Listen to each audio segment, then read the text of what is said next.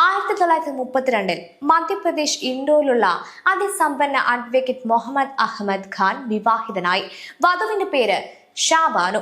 14 വർഷം കഴിഞ്ഞപ്പോൾ പ്രായം തീരെ കുറഞ്ഞ ഒരു പെണ്ണിനെ കൂടി അയാൾ നിക്കാഹ് കഴിച്ചു. അതോടെ ഷാബാനുവിന്റെയും 5 മക്കളുടെയും കാര്യം കഷ്ടത്തിലായി. ജീവിക്കാൻ മാർഗമില്ലാതെ ചെലവിന് കിട്ടാനായി ഷാബാനു ലോക്കൽ കോടതിയിൽ കേസ് കൊടുത്തു. കോടതി അനുകൂലമായി വിധിച്ചു.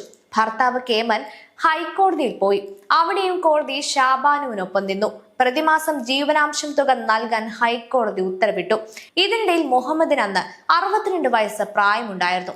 ഷാബാനുവിനെ മൊഴി ചൊല്ലി. മുസ്ലിം വ്യക്തി നിയമം അനുസരിച്ച് മൊഴി ചൊല്ലപ്പെട്ട ഭാര്യയുടെ കാര്യത്തിൽ ഭർത്താവിന് യാതൊരു ബാധ്യതയോ ഉത്തരവാദിത്വമോ ഇല്ലെന്ന് കാണിച്ച് മുഹമ്മദ് അഹമ്മദ് ഖാൻ സുപ്രീം കോടതിയിൽ അപ്പീൽ നൽകി. ചീഫ് ജസ്റ്റിസ് YB ചന്ദ്രചൂഡ് അധ്യക്ഷനായ 5-അംഗ ബെഞ്ച് കേസ് പരിഗണിച്ചു.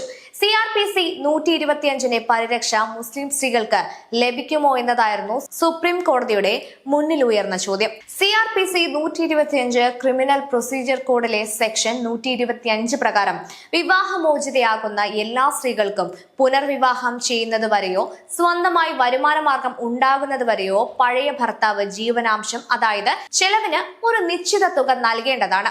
തുക കോടതിയാണ് നിശ്ചയിക്കുന്നത്. CRPC 125 എല്ലാ ഇന്ത്യക്കാർക്കും ബാധകമായ ക്രിമിനൽ നിയമമാണ്.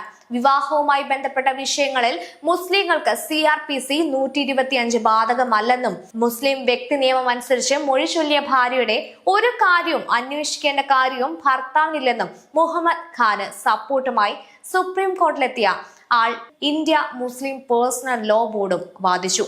1985 സുപ്രീം കോടതിയുടെ ചരിത്ര പ്രസിദ്ധമായ വിധി പ്രഖ്യാപനമുണ്ടായി. ജാതി, മത, വർഗ, വർണ്ണഭേദമില്ലാതെ എല്ലാ ഇന്ത്യൻ സ്ത്രീകൾക്കും CRPC 125-ന്റെ സംരക്ഷണ പരിധിയിൽ വരുമെന്നും ഷാബാനുവിന് ജീവനാംശത്തിന് അർഹതയും അവകാശമുണ്ടെന്നും കോടതി വിധിച്ചു.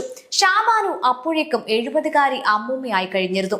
ഇന്ത്യൻ നീതിന്യായ ചരിത്രത്തിലെ ഏറ്റവും പുരോഗമനപരമായ ഈ സുപ്രീം കോടതി ഉത്തരവിനെതിരെ മുസ്ലിം യാഥാസ്ഥിതികർ തെരുവിലിറങ്ങി. മൃഗീയ ഭൂരിപക്ഷവുമായി അന്ന് രാജ്യം ഭരിച്ച രാജീവ് ഗാന്ധിയും കോൺഗ്രസും അവർക്കൊപ്പം നിന്നു. സുപ്രീം കോടതി വിധി ഇല്ലാതാക്കുന്നതിനായി 1986 രാജീവ് ഗാന്ധി പാർലമെന്റിൽ പുതിയ നിയമം കൊണ്ടുവന്ന് പാസാക്കി. മുസ്ലിം woman protection of rights on divorce 1986 act. പുതിയ നിയമപ്രകാരം മൊഴി ചൊല്ലപ്പെട്ട മുസ്ലിം സ്ത്രീകൾക്ക് ജീവനാംശം ലഭിക്കുവാൻ അർഹതയില്ല.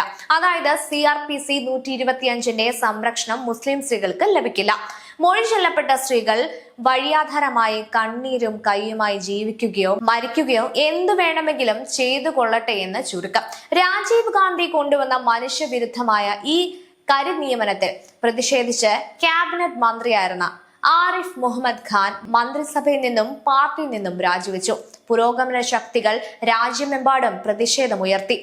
EMSന്റെ നേതൃത്വത്തിൽ CPM-ഉം ശക്തമായി ശരീഅത്തിനെതിരെ രംഗത്ത് വന്നു. മുസ്ലിം പ്രീണനം ആരംഭിച്ച് അന്ന് മൃതാവസ്ഥയിലായിരുന്ന BJPയും കത്തിക്കയറി. പ്രതിഷേധം തണുപ്പിക്കാൻ രാജീവ് ഗാന്ധി അയോധ്യയിൽ കർസേവയും അനുവദിച്ചു കൊടുത്തു. ശേഷം ചരിത്രം. 1984 ലോക്സഭയിൽ 2 സീറ്റ് മാത്രമുണ്ടായിരുന്ന BJP 300-ൽ പരം സീറ്റുമായി ഇന്ത്യ ഭരിക്കുന്നു. മധുര നഗരം ദഹിപ്പിച്ച കണ്ണകിയെ പോലെ ഒരു സ്ത്രീയുടെ ശാപത്തിന്റെ ഫലമായി കോൺഗ്രസ് നാമാവിശേഷമായിരിക്കുന്നു. തുല്യരായി ജീവിക്കാനുള്ള അവകാശത്തിനായി നിക്കാഹ് ഹലാലോ സ്വത്തവകാശം പോലുള്ള ഓരോ കാര്യങ്ങൾക്കായി ഇന്ത്യൻ ജനാധിപത്യത്തിന് മുന്നിൽ പാവം ഇസ്ലാം സ്ത്രീകൾ ഇന്നും കരഞ്ഞു കേണപേക്ഷിക്കുന്നു. എന്നാൽ കോൺഗ്രസ് അത് കണ്ടില്ലെന്ന് നടിക്കുന്നു. മതേതരത്വം എന്നാൽ ഇസ്ലാമിക പുരുഷ ഫാസിസത്തിന് കുടപിടിക്കലായി മാറിക്കഴിഞ്ഞിരിക്കുന്നു. മുത്തലാഖിനെതിരെ ശബ്ദമുയർത്തുവാൻ പോലും അവസാനം BJP തന്നെ മുന്നോട്ട് വരേണ്ടി വന്നു.